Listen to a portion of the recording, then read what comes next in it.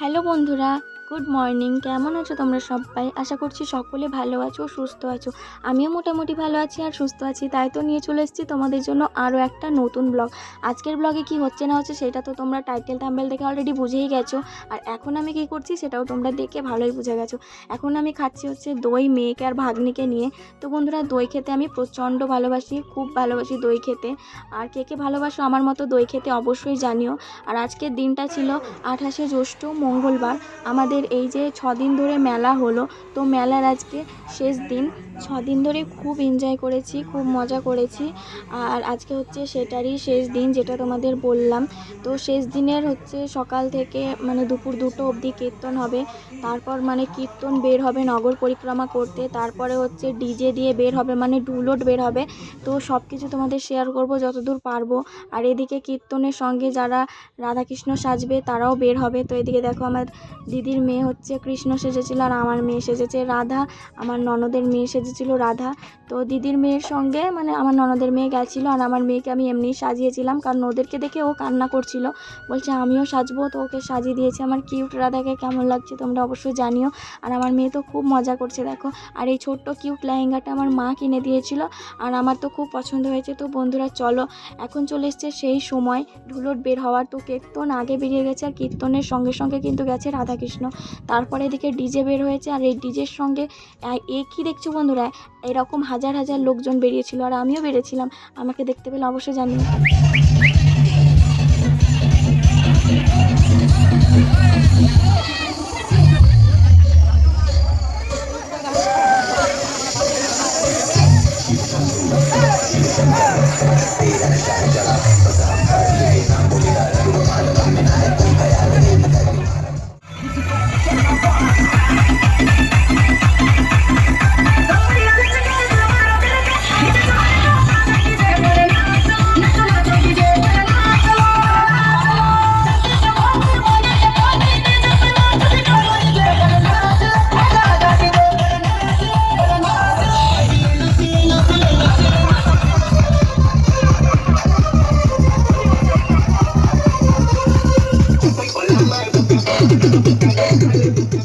আমি জানি আমাকে তোমরা দেখতে পাওনি, কারণ আমি ছিলাম একদম ডিজের সামনে। তো বন্ধুরা, নাচ করে তারপর বাড়ি ফিরছিলাম, আর আমরা ঘেমে পুরো ভূত। আর আমাদের ঢুলুট বেরোনো কমপ্লিট হয়ে গেছে। মন্দিরে হয়েছে মায়ের ভোগ, তো অনেকেই মায়ের ভোগ খেতে যাচ্ছে। তারপর আজকে হচ্ছে মেলা, সারা দিন খোলা। তো মানে মেলাও দেখবে অনেকেই। আর এদিকে আমাদের তিনজনের অবস্থা দেখো, ডান্স করে। তারপর আমি স্নান টান করে বসেছিলাম মানে ঘরে। তো আমি বললাম মাকে যে আমি এখন যাব না, মানে মায়ের প্রসাদ খেতে আমি যাব সন্ধেবেলা, কারণ এখন আমি ক্লান্ত হয়ে গেছি। এত রোদ্দুরের মধ্যে পুরো গ্রামটা ঘোরা, ডান্স করা মানে কম একটা ব্যাপার, তোমরাই বলো।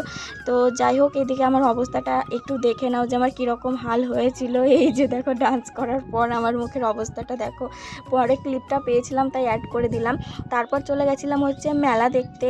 আর মেলা দেখতে চলে গেছিলাম সন্ধেবেলায়। তো মানে মেলা দেখতে গেছিলাম, তারপর মায়ের ভোগ খেতে গেছিলাম। তো মায়ের ভোগ খাওয়ার পরে তারপরে কিন্তু মেলা দেখেছি। আর এদিকে বোনের মেয়েকে নিয়ে দাঁড়িয়েছিলাম। আর এই কুর্তিটা আমার অনেক দিন পুরনো, তো পরা হয়নি সেরকম, তাই আজকে পরে নিলাম। আর এদিকে দেখো, এটাকে কি বলে জানো, ডিস্কো নাকি?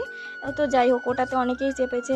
আমরা তো নাগরদোলায় চেপেছিলাম। ওরে বাপরে, নাগরদোলায় চেপে আমার যে হাল, মানে কারেন্টের নাগরদোলায় চেপে প্রচণ্ড শরীর খারাপ করছিল। আমার মনে হচ্ছিল বাড়িতে আমি আর উঠতেই পারবো না। আর এদিকে দেখো, এতে উঠলে তো মানে আমি মরেই যেতাম, আমার এত মাথা ঘোরে একটু কিছুতেই। তারপরে তো আবার এই মানে মেলা। তো যাই হোক, তারপরে এদিকে দেখো মানে মিকি মাউস, তারপর অনেক কিছুই রয়েছে। আমি আগের দিন মেলাতেও তোমাদের দেখিয়েছিলাম অনেক কিছুই, পুরো মানে অনেক কিছুই দেখানোর তোমাদের চেষ্টা করেছিলাম। তো যতদূর হচ্ছে আমি এখন তোমাদের দেখাচ্ছি। আর আজকে দেখো প্রচণ্ড ভিড়, আজকে যেহেতু মেলার শেষ দিন, তো আজকের দিনে তো ভিড় হবে, আর প্রচণ্ড ভিড় হয়েছে। আর আমি কি কেনাকাটা করেছি বন্ধুরা, সব কিছু তোমাদের সাথে শেয়ার করব। আর এখন হয়ে গেছে প্রায় রাত্রি 11:30 থেকে 12টা মতো। তো এখন মেলা অনেকটাই খালি হয়ে গেছে। আর এখন এই টাইমে গেছিলাম আমরা মেলা দেখতে, ড্রেস চেঞ্জ করে, কারণ এত গরম এত গরম, এত গরমের মধ্যে মেলা দেখা সত্যি খুবই কঠিন। তো মেলাতে এখন লোকজন নেই বলবো না, আছে কিন্তু খুবই কম কম, কিন্তু আমরা যে টাইমে মানে মায়ের ভোগ খেতে গেছিলাম সে টাইমে ওরে বাপরে এত ভিড় এত ভিড়। আর আমাদের মায়ের মন্দিরে তোমরা জানো বন্ধুরা যে কত লোকের ভোগ রান্না করা হয়, 100-200 না, 500-600 না, হাজারও না, প্রায় তোমার 10 থেকে 15 হাজার জন মানে লোকের ভোগ রান্না করা হয়, 10 থেকে 15 হাজার। ভাবতে পারছো মানে কোনো জায়গা থেকে লোকজন বাদ থাকে না আমাদের এই মায়ের মন্দিরে ভোগ খেতে। আর এই ধুলোটের দিন আসতে কিন্তু কেউ মিস করে না। আমি যতটুকু পেরেছি তোমাদের সাথে শেয়ার করেছি, বাকিটুকু আমি এনজয় করেছি। সবটা তোমাদের সাথে শেয়ার করা আমার পক্ষে সম্ভব হয়নি। সব শেয়ার করতে গেলে হয়তো আমি এনজয়টাই করতে পারতাম না। দেখা গেল আমি ডান্স করছি, মানে সবাই ডান্স করছে, আমি দেখা গেল ভিডিও করতে গেলাম, তো সেখানে দাঁড়িয়ে তো আমার এনজয়টা হতো না না। তো তোমাদের সাথে আমি যতটুকু পেরেছি আমি শেয়ার করেছি, এটাই আমার মানে খুবই ভালো লাগছে। আর এই ভিডিওটা আমার চ্যানেলে থেকে যাবে স্মৃতি হিসাবে। আমাদের গ্রামের এই নগর পরিক্রমা, ধুলোট মেলা, মানে সব কিছু মিলিয়ে আমি যে দুদিন ব্লগ দিয়েছি সে দুদিনেই আর কি আমার পুরো স্মৃতি হয়ে থেকে যাবে। আমার খুব ভালো লাগছে, আগে থেকেই আমি খুব এক্সাইটেড। আর এই যে কি দেখছো, একটা মাত্র লাইন দেখলে তো তোমরা মানে মেলার এই রকম 1, 2, 3, 4 মানে 8-10টা লাইন এরকম বড় বড় আমাদের পুরো মায়ের মন্দির জুড়ে এত বড় মেলা। একটু আগেই তো তোমাদেরকে বললাম যে এখন কটা বাজে, তারপরেও দেখছো কত লোকজন। এখানেও লোকজন মায়ের ভোগ খাওয়া দাওয়া করছে, তারপর মায়ের মন্দিরেও কিন্তু অনেক লোকজন খাওয়া দাওয়া করছে, কারণ এখানে এই জায়গাতে হয়নি, জায়গাটা কম পড়ে যাচ্ছিল।